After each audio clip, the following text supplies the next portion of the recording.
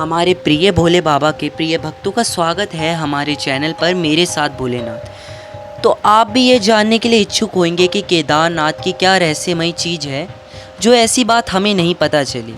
तो आप भी इस वीडियो के अंतर्गत जानेंगे कि अभी हाल ही में केदारनाथ में क्या हुआ, जो कि एक बहुत ही बड़ा विषय का कारण बन गया। तो चलिए जानते हैं हमारे साथ केदारनाथ का ये रहस्य। करीब 5000 साल पुराने से माना जा रहा है कि बड़े बड़े श्रद्धालु भगवान के कपाट को दर्शन करने के लिए आते हैं और श्रद्धालुओं की भीड़ इतनी उमड़ पड़ती है कि नज़ारा भी देखने लायक लगता है। केदारनाथ में कई सालों से श्रद्धालु आते जाते हैं। इस साल 10 मई सन 2024 को कपाट खुले। भगवान के कपाट 6 माह बंद रहते हैं और 6 माह के लिए खुलते हैं। तो श्रद्धालुओं के मन में भी श्रद्धा उत्पन्न होती है और वह सभी बाबा केदारनाथ के दर्शन करने के लिए बहुत ही भारी भीड़ में आते हैं। तो इस साल भी कुछ ऐसा ही हुआ।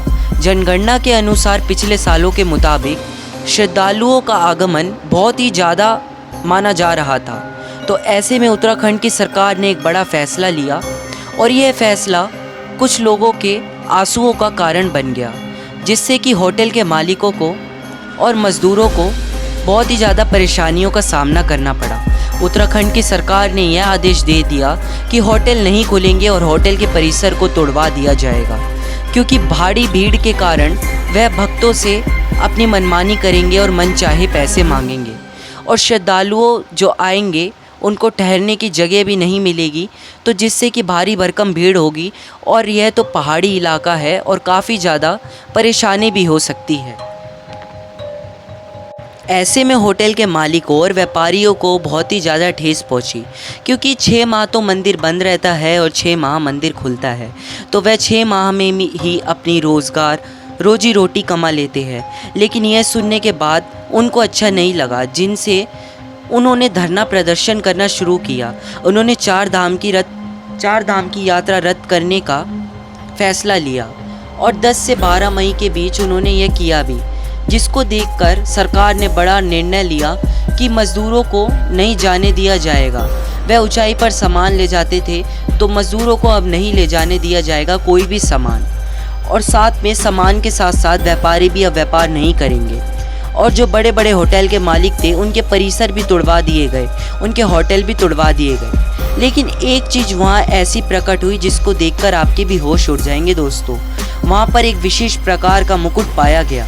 वह मुकुट की खोज कर रहे थे तो पता चला वहाँ के ही एक ऋषि मुनि, वहाँ के ही एक पंडित ने, जो कि मान्य प्राचीन पंडित है, केदारनाथ के पुजारी हैं, उन्होंने बताया ये 5000 साल पुराना बाबा भैरवनाथ का एक प्राचीन मुकुट है, जो कि सन 2013 में त्रासदी हुई थी और काफ़ी भारी बाढ़ आई थी जब वह मुकुट बह गया था, लेकिन बाबा भैरवनाथ को कुछ नहीं हुआ था। यह वही मुकुट है जो हमें आज प्राप्त हुआ है और ये कहीं ना कहीं हमें केदारनाथ बाबा की वजह से ही यह मुकुट हमें दोबारा मिला है। लेकिन इसमें मज़दूरों का तो नुकसान हुआ।